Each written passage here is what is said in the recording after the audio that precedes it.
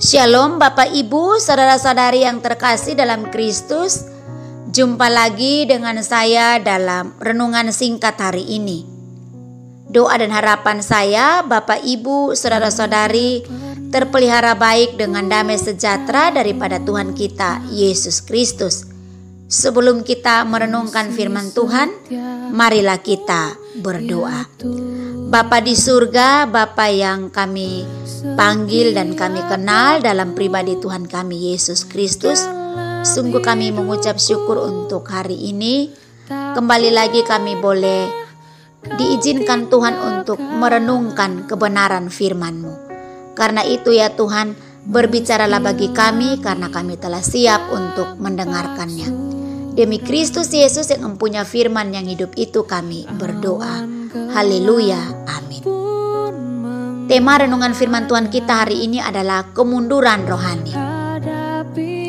Bapak Ibu, saudara-saudari yang terkasih dalam Kristus, kemunduran rohani terjadi bukan ketika orang tidak datang lagi ke gereja untuk beribadah, dan bukan ketika kita tidak aktif lagi melayani atau mengundurkan diri dari pelayanan, tentu tidak. Apakah seseorang yang rajin ibadah di gereja dan aktif melayani adalah ukuran bahwa rohaninya hidup? Tentu juga tidak. Sebab itu lihatlah hidupnya, apakah berubah dan berbuah lebat? Bisa saja orang datang ke gereja hanya mengisi kegiatan karena rutinitas dan bukan mengharapkan perubahan karena mengasihi Tuhan. Bapak Ibu, saudara-saudari yang terkasih dalam Kristus, kemunduran rohani diawali terjadi. Yang pertama saya mencatat ada 2 poin di sini.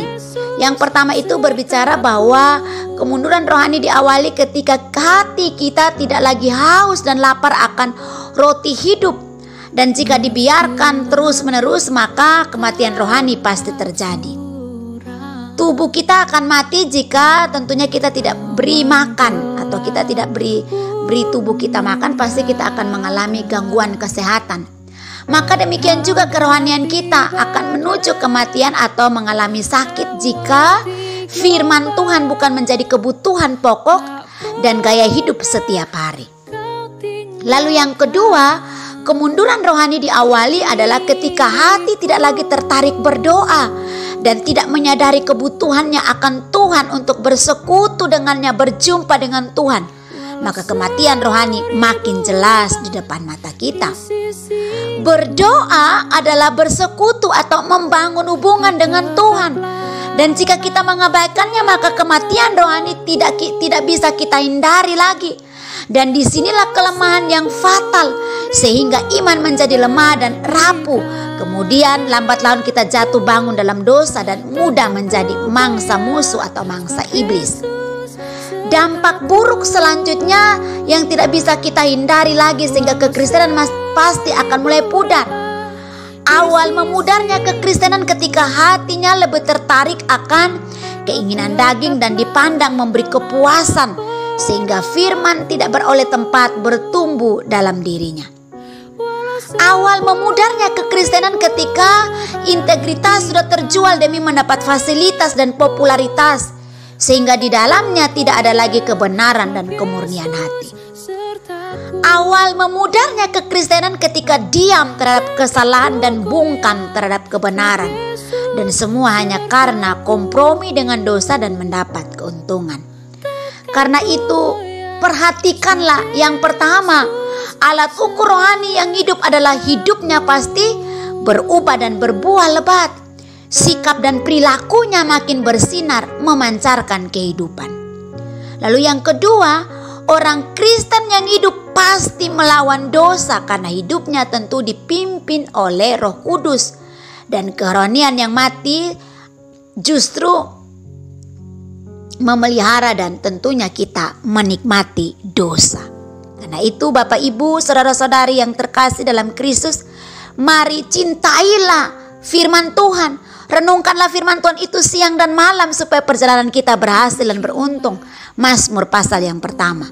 Lalu kemudian bangunlah persekutuan dengan benar di hadapan Tuhan. Memiliki persekutuan, memiliki jam-jam doa dengan Tuhan.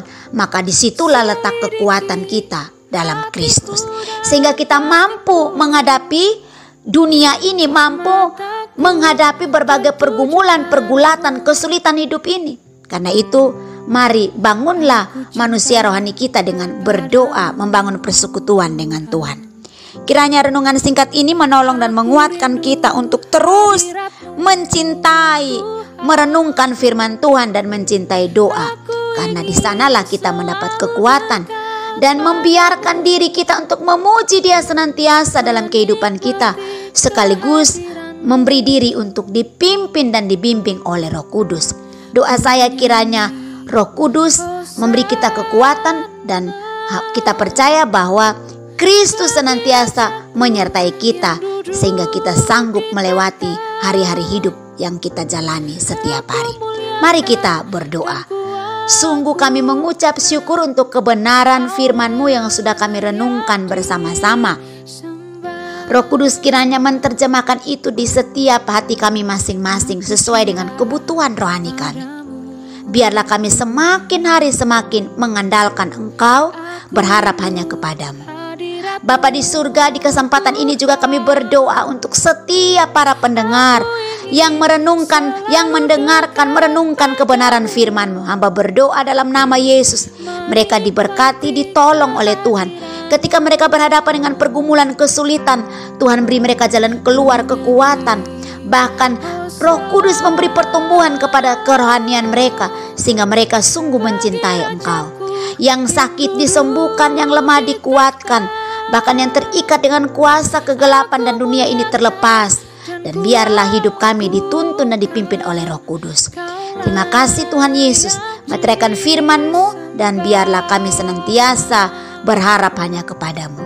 Tuhan kiranya menolong dan memberkati kehidupan kami di sepanjang hidup ini. Demi Kristus Yesus kami berdoa. Amin. Demikianlah renungan singkat kita hari ini. Bapak Ibu, saudara-saudari yang rindu untuk didoakan, silakan mengirimkan pokok doanya di kolom komentar dari channel YouTube ini. Doa saya Bapak Ibu, saudara-saudari senantiasa dibimbing dan dipimpin oleh Roh Tuhan, dan rohani kita terus bertumbuh mengenal Kristus dengan baik dan benar. Kita merenungkan dan senantiasa menikmati makanan rohani yang sehat. Tuhan kiranya memberkati kita. Shalom.